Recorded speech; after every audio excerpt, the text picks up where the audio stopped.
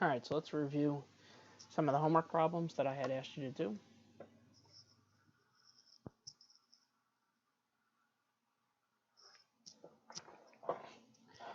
Alright, so for this first problem, I asked you to graph y equals negative 1/3 x plus 1. So we start at 1, go down 1 to the right 3. Connect the dots, and that's what the graph looks like. Anytime we have y equals, that's a horizontal line, so we're going to draw a horizontal line at 0. And then we can't draw this third one until we put it in slope-intercept form. So I'm going to bring the 4x over. We get negative y is equal to negative 4x plus 8. And if we divide everything by negative 1, we get y is equal to 4x minus 8. So we could put a dot at negative 8, the y-intercept. And then from here we're going to go up 1, 2, 3, 4, and then over 1. So that's what the homework problems were. Today I wanted to focus on one topic.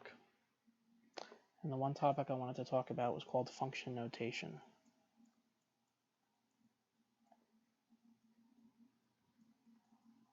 Now we had mentioned this a little bit before.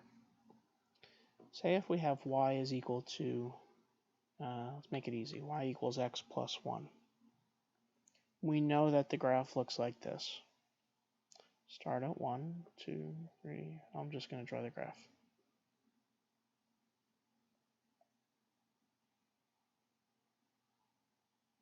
We're going to start at 1 and go up 1 over 1. We could actually keep doing that. Up 1 over 1. Up 1 over 1. Down 1 over 1. Down 1 over 1. Down 1 over 1. And you can see we do have a straight line. If we draw a vertical line test, which is what we talked about yesterday, it only touches in one spot. So this graph would be a function. And we could represent that by saying this. F of x is equal to x plus 1. Now, one thing that's a little bit different is I could ask you, what's f of 2? What that means is x is 2. I'm going to look at my graph, and when x is 2 is right here, if I trace it all the way up, it looks like this point's on the graph, meaning when x is 2, y looks like it's 3. So what this means is f of 2 is 3. When x is 2, y is 3. That's what that means. Another way we could find this is by plugging in 2 for x. Going the other way. 2 plus 1 is 3. So at this point, we know two ways to find f of different values. What if I asked you what's f of 0? Another way to think about this is what's y when x is equal to 0? Well, look at the graph. When x is 0, that's right here. Now go up to the graph. And it looks like when x is 0, we have a point at 0, 1. What this means is f of 0 is 1. When x is 0, y is 1. Another way we could do this is we could plug in 0 for x. And you could see we get 1. So there's two different ways we could figure out what f of a number is. We could plug it into the equation, or we could just look at the graph and figure out when x is that number in parentheses, what's the y value.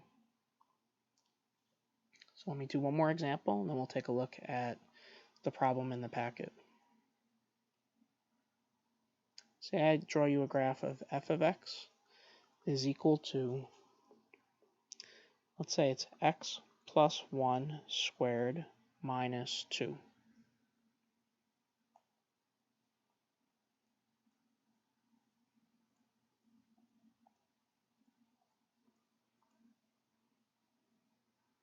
Okay. Now this graph would look something like this.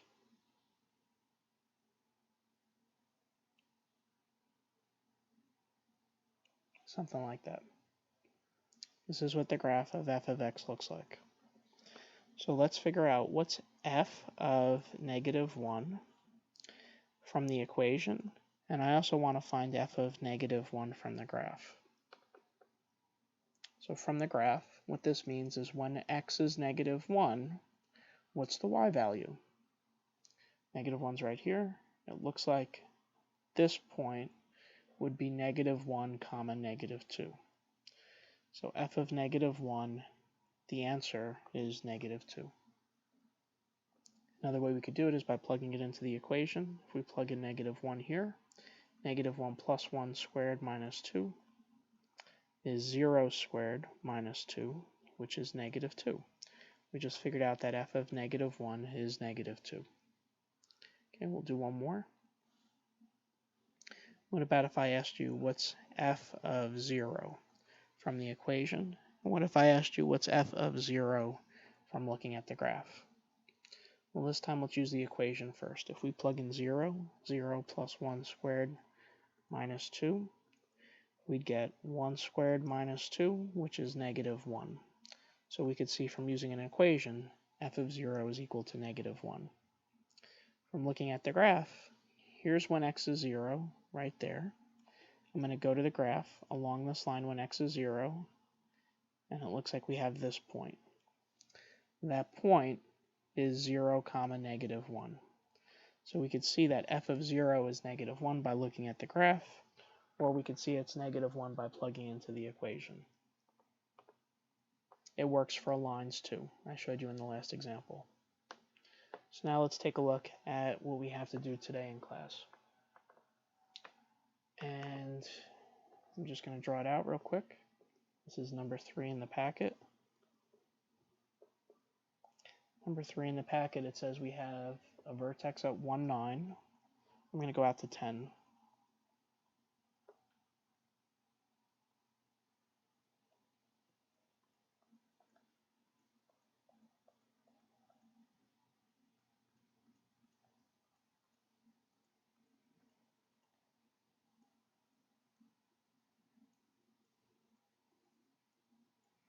Okay, so I'll draw the graph. I'll use different colors. So the graph f of x has a vertex at 1, 9.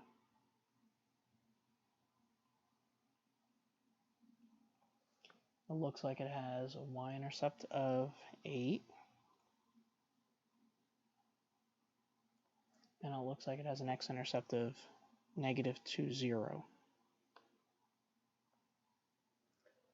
That's what it says is 0. 0 is the same thing as an x-intercept. And it also has one of 4. And the graph would look something like this.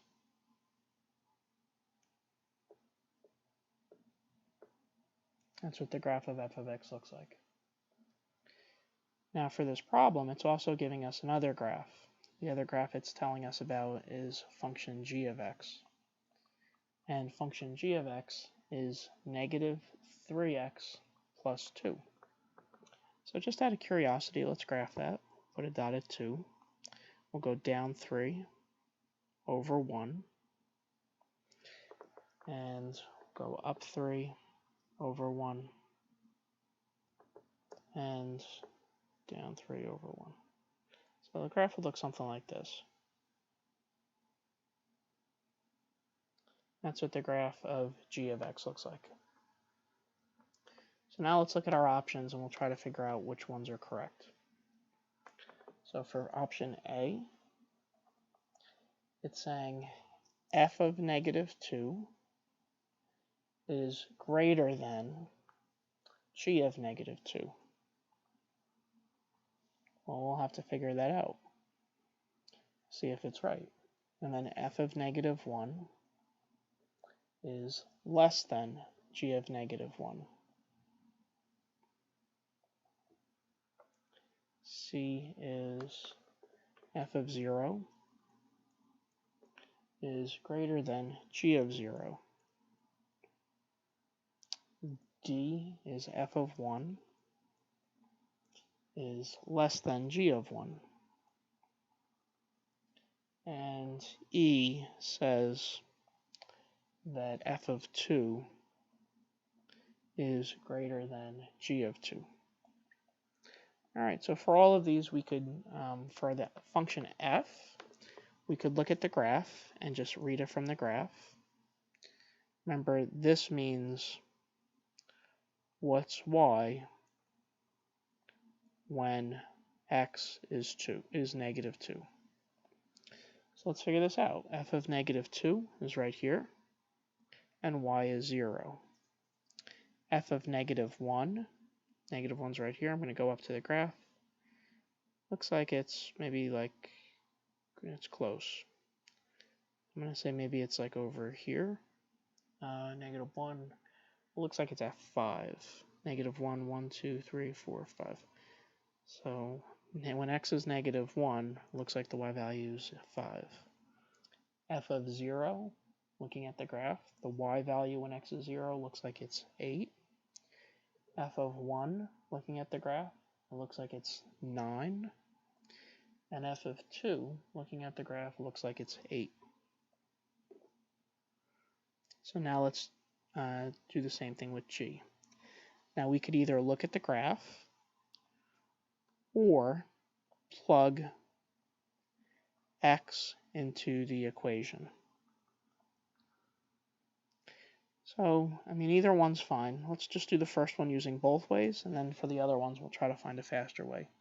If you plug in negative 2 to the equation, you're going to get negative 3 times negative 2 plus 2.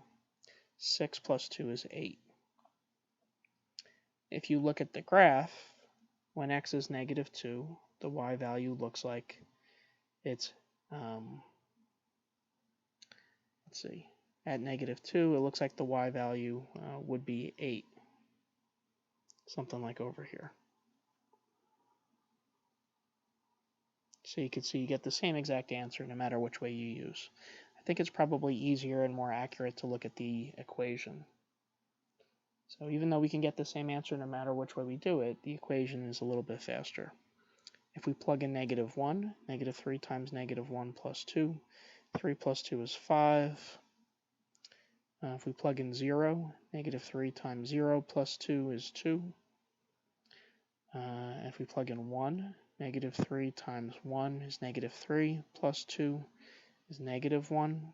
And the last one, negative 3 times 2 plus 2 is negative 6, plus 2 is negative 4.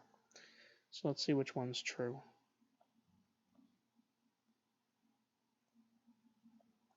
Okay, so it looks like 0 is not greater than 8. 5 isn't less than 5. 8 is greater than 2. 9 is not less than negative 1. And f of 2 does look like it's bigger than g of 2. So it looks like those two statements are correct. All right, for homework, what I would like you to do is I'm going to ask you if f of x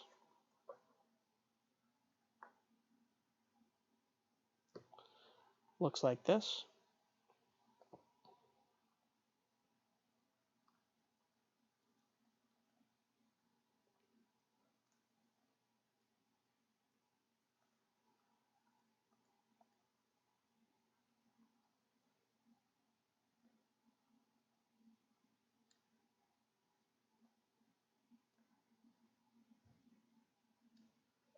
and g of x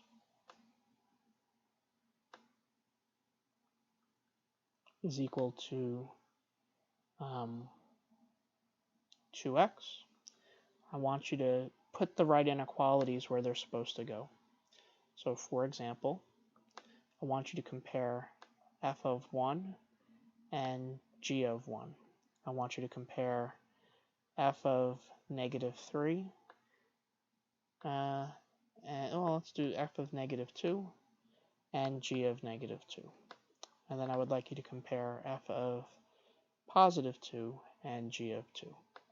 Alright, do that tomorrow, and then I'll give you the link for the quiz.